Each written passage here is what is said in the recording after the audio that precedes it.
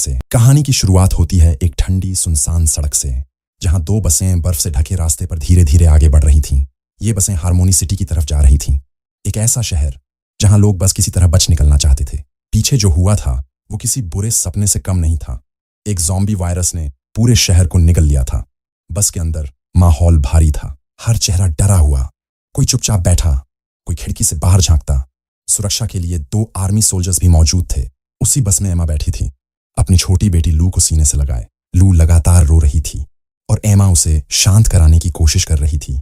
तभी अचानक आगे चल रही बस रुक जाती है। बस में बैठा एक सोल्जर नीचे उतरता है हालात देखने के लिए, लेकिन वो वापस नहीं आता। अब दूसरा सोल्जर बेचैन होकर नीचे जाता है। कुछ ही पलों बाद वही सोल्जर उस पर टूट पड़ता है और फिर वो दरवाजा खोलकर बस के अंदर घुस आता है। अंदर अफरा तफरी मच जाती है। तभी जैक और पैट्रिक, जो पास ही बैठे थे, तुरंत आगे बढ़ते हैं। दोनों मिलकर उस हमलावर को धक्का देते हैं और बस से बाहर फेंक देते हैं। दरवाजा झट से बंद कर दिया जाता है। जैक और पैट्रिक दोनों पुराने दोस्त थे और पैट्रिक एमा का पति। लेकिन अब एक बड़ी समस्या सामने थी। बस में किसी के पास ज़ॉम्बीज़ से लड़ने के लिए कुछ भी नहीं था। ये देखकर जैक फैसला करता है। वो बस से बाहर जाता है उस गिरे हुए सोल्जर की गन उठाने के लिए, लेकिन जैसे ही वो पास पहुंचता है, वो सोल्जर अब पूरी तरह ज़ॉम्बी बन चुका था। वो सीधे जैक पर हमला कर देता है। कुछ सेकंड की जद्दोजहद और फिर जैक अपनी पिस्टल से उसे खत्म कर देता है। पर इस दौरान बस का दरवाजा खुला रह जाता है और बस में एक एक करके कई ज़ॉम्बीज़ घुसने लगते हैं। अब हर तरफ सिर्फ चीखें थीं। लोग अपनी जान बचाने के लिए भागने लगे। कोई बाहर कूद रहा था, कोई सीटों के बीच छुपने की कोशिश कर रहा था। लेकिन बाहर का मंजर भी अलग नहीं था। वहां भी दर्जनों ज़ॉम्बीज़ इंतजार कर रहे थे। हर तरफ भगदड़, हर तरफ डर। इसी बीच एमा अपनी बेटी को लेकर एक खड़ी कार में छुप जाती है। कुछ पल के लिए सब शांत लगता है, लेकिन तभी एक ज़ॉम्बी अचानक कार पर हमला कर देता है। एमा फंस जाती है और ठीक उसी वक्त जैक वहां पहुंचता है। वो बिना देर के उस ज़ॉम्बी को मार गिराता है और दोनों को बचा लेता है। लेकिन राहत ज्यादा देर टिकती नहीं, क्योंकि जल्द ही जैक और पैट्रिक को पता चलता है एमा को उस ज़ॉम्बी ने काट लिया था और यहीं से सब कुछ बदल जाता है। कट टू 9 साल बाद। अब वही इलाका पूरी तरह बर्फ से ढका एक सुनसान शहर बन चुका था। जगह जगह वीरानी और अजीब सी खामोशी। इस खामोशी के बीच पैट्रिक दिखता है, जो एक घोड़े का शिकार कर चुका था और उसे घसीटते हुए अपने ठिकाने की तरफ लौट रहा था। दूसरी तरफ अब लू जैक के साथ रह रही थी और उनकी दुनिया अब सिर्फ जिंदा रहने तक सीमित रह गई थी। अब कहानी थोड़ा आगे बढ़ती है। लू अब 9 साल की हो चुकी थी। जैक और पैट्रिक दोनों पास पास रहते थे, पड़ोसी जैसे। लेकिन एक बात लू नहीं जानती। उसे लगता था जैक ही उसका पिता है, जबकि असल सच कुछ और था। उसका असली पिता पैट्रिक था। उधर पैट्रिक अकेले अपने घर में उस घोड़े के मांस से खाना बना रहा था। साथ में उसका कुत्ता, वही उसका एकमात्र साथी। खाना तैयार होता तो दोनों साथ बैठकर खा लेते। घर में सन्नाटा इतना गहरा रहता कि पैट्रिक अक्सर अपने रेडियो पर खुद से ही बातें करता रहता। दूसरी तरफ जैक और लू की जिंदगी थोड़ी अलग चल रही थी। दोनों साथ रहते और एक छोटी सी शॉप से सामान लाकर अपना गुजारा कर लेते। सुबह का वक्त लू उठते ही उस कुत्ते के लिए बिस्किट लेकर आती, जो असल में पैट्रिक का था। वो उसके साथ खेलती, जैसे उसे हर चीज से बेखबर रखा गया हो। इधर जैक बाहर खड़ा अपनी राइफल से निशाना लगा रहा होता। तभी लू उत्साह में बोलती, मैं भी ट्राई करूं।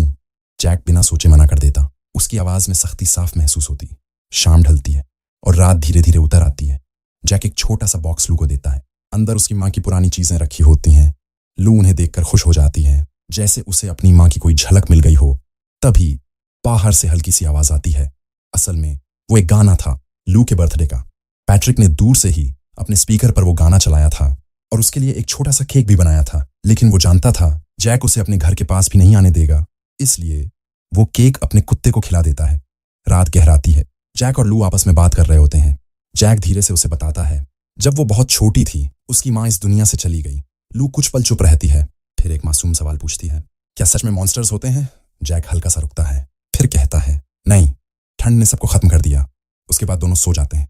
लेकिन रात के बीच लू अचानक एक डरावने ख्वाब से जाग जाती है। उसकी नजर खिड़की की तरफ जाती है और वहां एक ज़ॉम्बी दिखाई देता है। लू घबरा जाती है, चुपचाप भागकर एक कोने में फिर बेड के नीचे छुप जाती है। सुबह होती है। जैक उठता है और लू को बेड पर नहीं पाता।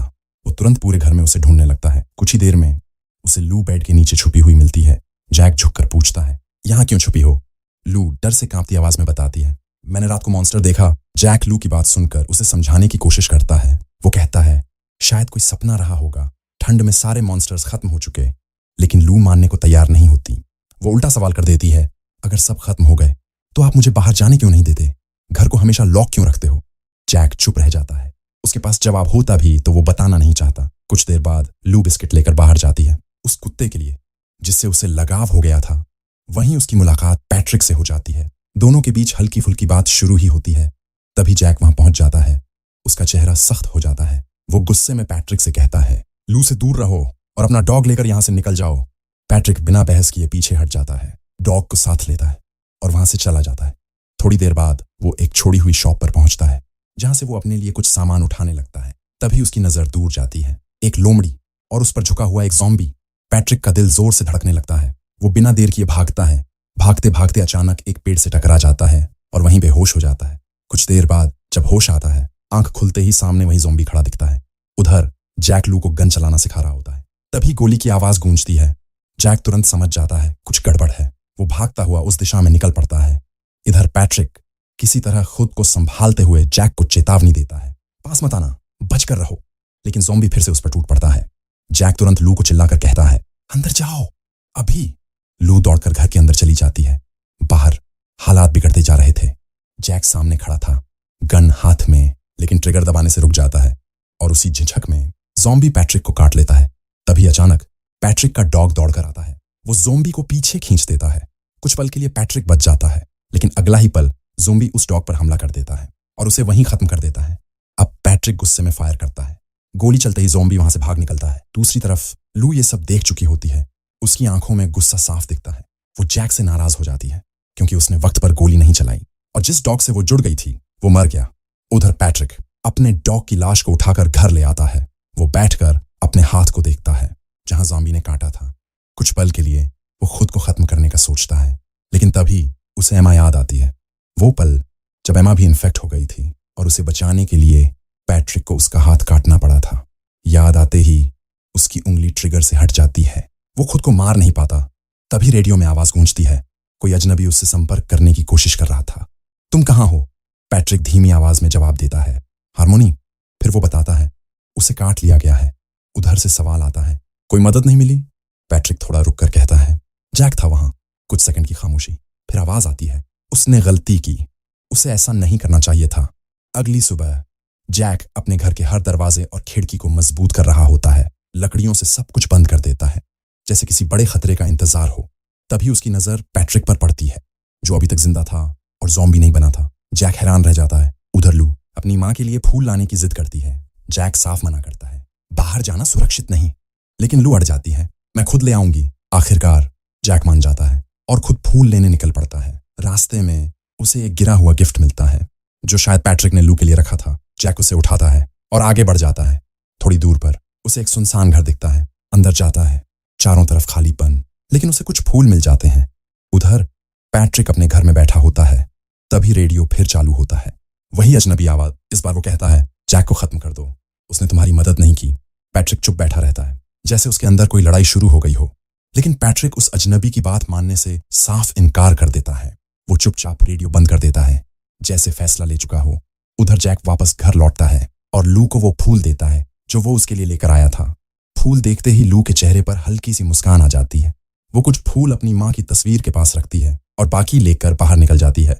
धीरे धीरे चलते हुए वो उस जगह पहुंचती है जहां डॉग को दफनाया गया था। वो चुपचाप फूल वहां रख देती है। उसी पल पीछे से हल्की सी आहट आती है।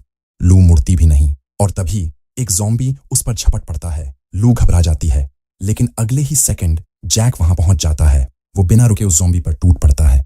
दोनों के बीच जोरदार हाथापाई शुरू हो जाती है। इस दौरान जैक भी बुरी तरह चोट खा जाता है, लेकिन जैसे तैसे वो उस ज़ॉम्बी को काबू में कर लेता है और लगातार वॉर करके उसे बेहोश कर देता है। जैक तुरंत लू के पास भागता है। तभी वो ज़ॉम्बी फिर से उठने लगता है और पीछे से हमला करने ही वाला होता है। उसी वक्त गोली चलती है। पैट्रिक आ चुका था। उसकी एक गोली और ज़ॉम्बी वहीं ढेर हो जाता है।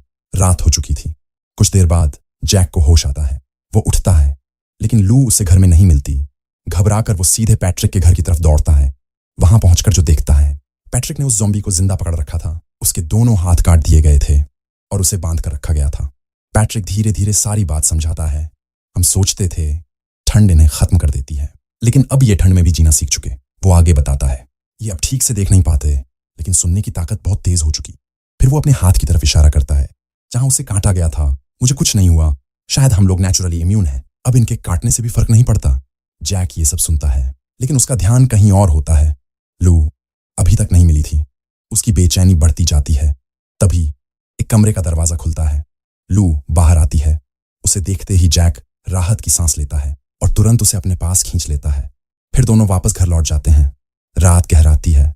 उधर पैट्रिक अपने घर में अकेला बैठा होता है। तभी रेडियो से एक जानी पहचानी आवाज आती है। इस बार वो लू होती है। वो मासूमियत से उसे अगले दिन डिनर के लिए बुलाती है। अगली रात पैट्रिक उनके घर पहुंचता है, लेकिन इस बार वो थोड़ा बदला हुआ दिखता है, अपनी हालत छुपाने की कोशिश करता हुआ। लू उसे पहचान नहीं पाती, लेकिन फिर भी खुश होकर उसके गले लग जाती है। जैक भी चुपचाप सब देखता है और वो गिफ्ट उसे दे देता है जो उसे रास्ते में मिला था। पैट्रिक वही गिफ्ट लू को देता है। लू की खुशी और बढ़ जाती है। कुछ देर बाद तीनों साथ बैठकर डिनर करते हैं। खाने के बाद पैट्रिक लू को कहानियां सुनाता है और सुनते सुनते लू उसकी गोद में ही सो जाती है। कमरे में एक पल के लिए शांति छा जाती है। तभी जैक धीरे से कहता है, हमें तुम्हारी मदद चाहिए इन ज़ॉम्बी से बचने के लिए। पैट्रिक बिना सोचे जवाब देता है, मैं साथ हूं, जो करना होगा करेंगे। फिर वो एक और बात बताता है, मेरे पास एक ट्रक है, अगर सही प्लान बना तो हम यहां से निकल सकते हैं। लेकिन जैक पैट्रिक की बात मानने से मना कर देता है। वो साफ कहता है, यही ठीक है, हमें कहीं जाने की जरूरत नहीं। पैट्रिक कुछ नहीं कहता, बस चुपचाप वहां से निकल जाता है। इसके बाद कहानी थोड़ा पीछे लौटती है। फ्लैशबैक में दिखता है पैट्रिक अकेला बैठा शराब पी रहा था। उसकी हालत देखकर समझ आता है वो खुद को भूलने की कोशिश कर रहा था, क्योंकि वो अपनी पत्नी को बचा नहीं सका, उसे ज़ॉम्बी बनने से रोक नहीं पाया। तभी जैक वहां आता है। उसे इस हालत में देखकर गुस्सा आ जाता है। वो पैट्रिक पर हाथ उठा देता है। उसी दौरान छोटी लू एक कोने में अकेली रो रही होती है। जैक उसे उठाता है और अपने साथ ले जाता है। अगली सुबह जैक, लू और पैट्रिक फिर साथ दिखते हैं। तीनों एक पुरानी शॉप पर पहुंचते हैं जहां से पहले वो राशन लिया करते थे। सामान लेकर जैसे ही बाहर निकलते हैं, लू की नजर एक औरत पर पड़ती है। वो दूर खड़ी होती है, डरी हुई, कमजोर सी। पैट्रिक धीरे धीरे उसके पास जाता है, लेकिन वो और ज्यादा घबरा जाती है। आखिरकार पैट्रिक उसे अपने घर ले आता है। घर में दूसरी लड़की को देखकर लू पहली बार अपने जैसी किसी को देखकर खुश हो जाती है। कुछ देर बाद उस लड़की को होश आता है। वो धीरे धीरे अपनी कहानी बताती है। पिछले 1 साल से वो इसी इलाके में छुपकर जी रही थी। उसके माता पिता और उसका भाई भी साथ थे, लेकिन भागते वक्त सब ज़ॉम्बीज़ के शिकार हो गए। अचानक बाहर से एक अजीब सी आवाज आती है। लड़की चौकन्नी हो जाती है। वो तुरंत पैट्रिक की गन उठाती है और बाहर निकलती है। जैसे ही ज़ॉम्बी सामने आता है, वो सीधे उसके सिर पर निशाना लगाती है। एक ही गोली और ज़ॉम्बी खत्म। यहीं से एक जरूरी बात समझ आती है, हेडशॉट ही इनका असली अंत करता है। लेकिन मरते वक्त वो ज़ॉम्बी जोर से आवाज निकाल देता है और वही आवाज बाकी ज़ॉम्बीज़ को बुला लेती है। अब खतरा तेजी से बढ़ने लगता है। जैक और पैट्रिक तुरंत घर के दरवाजे खिड़कियां बंद करने लगते हैं। जो भी हथियार मिलते हैं सब तैयार कर लेते हैं। कुछ ही देर में ज़ॉम्बीज़ घर के चारों तरफ जमा होने लगते हैं। हालात बिगड़ते देख जैक लू को बेसमेंट में छुपा देता है, दरवाजा बंद, ताकि वो सुरक्षित रहे। लेकिन ज़ॉम्बीज़ अब अंदर घुसने लगते हैं हर कोने से।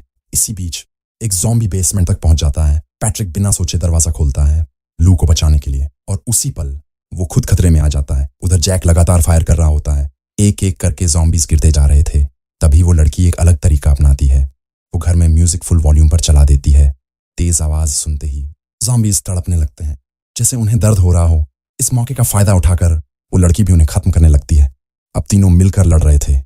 इसी बीच लू रेडियो के पास पहुंचती है। उसे एक मैसेज सुनाई देता है, स्प्रिंग फॉल एक सुरक्षित जगह जहां इनसे बचा जा सकता है। लेकिन तभी म्यूजिक अचानक बंद हो जाता है। जनरेटर का फ्यूल खत्म हो चुका था, और जैसे ही आवाज बंद होती है, ज़ॉम्बीज़ फिर से एक्टिव हो जाते हैं। घर के अंदर घुसना शुरू कर देते हैं। लू जल्दी से सबको बताती है, रेडियो में कहा स्प्रिंग फॉल सेफ है, यहां से करीब 50 मील दूर। पैट्रिक तुरंत प्लान बनाता है। वो जैक से कहता है, मैं इन्हें दूसरी तरफ खींचता हूं, तुम लोग रास्ता साफ होते ही ट्रक तक पहुंच जाना, लेकिन स्टार्ट मत करना जब तक मैं सिग्नल ना दूं। फिर वो एक फ्लेयर उठाता है और जाने से पहले लू से मुस्कुरा कर कहता है, आज जो भी हो रात को ब्रश करके सोना, ठीक। एक छोटा सा पल, लेकिन बहुत कुछ कह जाता है। इसके बाद पैट्रिक फ्लेयर और गन लेकर बाहर निकल जाता है। वो जानबूझकर शोर करता है ताकि सारे ज़ॉम्बीज़ उसकी तरफ आ जाएं। उधर मौका देखकर जैक, लू और वो लड़की घर से निकलते हैं और ट्रक की तरफ बढ़ जाते हैं। इधर पैट्रिक चारों तरफ से घिर चुका था। ज़ॉम्बीज़ लगातार उस पर टूट पड़ते हैं और उसे कई बार काट लेते हैं। फिर अचानक वहां गिरा हुआ फ्यूल आग पकड़ लेता है। एक जोरदार धमाका होता है और उसी आग में पैट्रिक भी खत्म हो जाता है। दूसरी तरफ जैक ट्रक लेकर हारमोनी से दूर निकल चुका था। कुछ देर बाद वो गाड़ी रोकता है। सामने एक नया सूरज उग रहा था। ठंडी खामोश दुनिया में पहली बार उम्मीद की हल्की सी किरण दिखती है और यहीं कहानी खत्म हो जाती है।